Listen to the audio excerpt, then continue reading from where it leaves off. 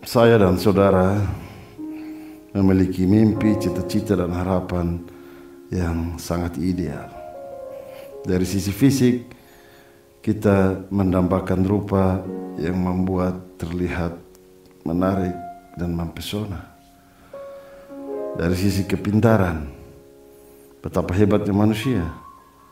Lihat, dalam sains dan teknologi manusia mampu menerjemahkan misteri manuskrip menjadi kodeks sampai akhirnya menjadi algoritma. Dari sisi peran, kapan manusia mau untuk dia tak berperan? Itulah sebabnya Ernest Hemingway menyebut manusia tidak diciptakan untuk kalah. Manusia boleh hancur, namun ia tak pernah takluk. Belajarlah dari peradaban yang manusia bangun. Dulu manusia mengira dirinya sekedar human, manusia dalam pengertian biologis dan merujuk pada ras manusia. Tetapi idealisme manusia membawanya untuk lebih dari sekedar human. Dia adalah human being, makhluk sosial yang berpikir dan memiliki rasa. Tetapi pada akhirnya manusia menyadari bahwa dia lebih dari sekedar human being. Dia adalah human becoming, yaitu manusia yang terpanggil untuk merawat kehidupan. Sayangnya semua yang ideal itu tak mampu direalisasikan. Manusia terperangkap dalam berbagai kesalahan, sampai-sampai menjadikan dirinya makin tak manusia. Ya, kita menyebutnya sebagai chaos lah. Chaos pada integritas diri, tapi juga chaos yang berakibat pada relasi dengan yang lain. Lalu apa yang akan kita katakan dengan kesalahan-kesalahan yang ada? Ya, namanya juga manusia. Pastilah ada kelemahan dan kedagingan yang membuatnya tidak mampu menjaga sesuatu yang ideal.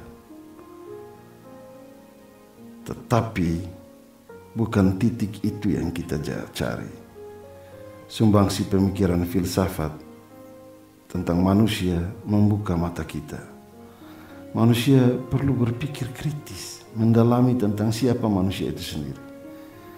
Selama kita hanya bilang ya namanya manusia,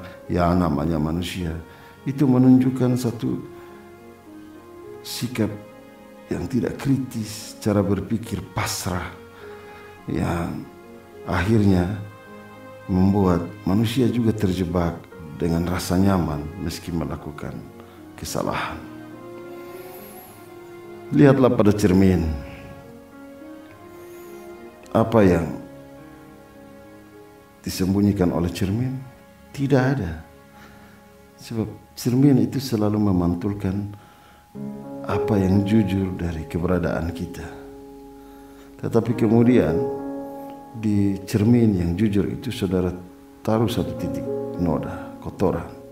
Setiap hari taruhlah satu.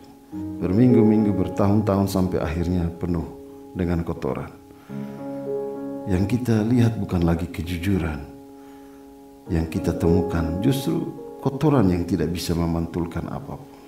Begitulah setiap kali kesalahan hanya dianggap lumrah, ya akhirnya kita juga memantulkan sikap menganggap wajar pada kesalahan. Lama-lama kita seperti kata orang, kita mengalami apa yang disebut urat malu sudah putus. Karena itu tugas kita sebagai manusia, jika kita mau jujur, harusnya kita mendeteksi kesalahan sejak dini, sehingga kita mampu untuk menjinakkan berbagai kesalahan itu dan berubah. Jangan terlalu menyebut ya namanya manusia. Wajarlah. Pemikiran seperti itu justru tidak wajar.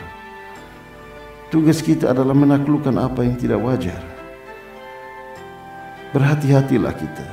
Ingat, sebuah kesalahan misalnya tentang kebohongan, jika diucapkan terus-menerus, meski itu bohong, tetapi diucapkan terus-menerus akan dianggap sebagai kebenaran. Apa jadinya Adam dan Hawa ketika mereka melakukan kesalahan? Bukankah mereka ada pada level rasa malu, terjajah oleh kesalahan? Orang kalau melakukan kesalahan pancaran wajah dan matanya tidak ada kejernihan sama sekali. Dia tertuduh dengan kata-katanya sendiri. Belajarlah dari Daud, konspirasi kejahatan hanya karena hawa nafsu membuat dia sangat tertekan. Tetapi ketika dia mengakui dosanya yang busuk itu, apa yang terjadi? Ada kelepasan. Dia menemukan kebebasan. Kesalahan mengantarnya untuk mampu melihat dirinya tak hanya sebagai manusia biologis, dia adalah makhluk ciptaan Tuhan. Karena itu, jangan jadikan kesalahan sebagai sahabat. Lebih baik disalahkan karena kebenaran daripada dipuja meski menyembunyikan kesalahan. Hentikan ucapan, ya namanya juga manusia. Sebab kita lebih dari itu. Kita adalah makhluk yang mulia. Firman Tuhan berkata, dan kamu akan mengetahui kebenaran, dan kebenaran itu akan memerdekakan kamu. Yohanes pasal 8 ayat 32. Amin.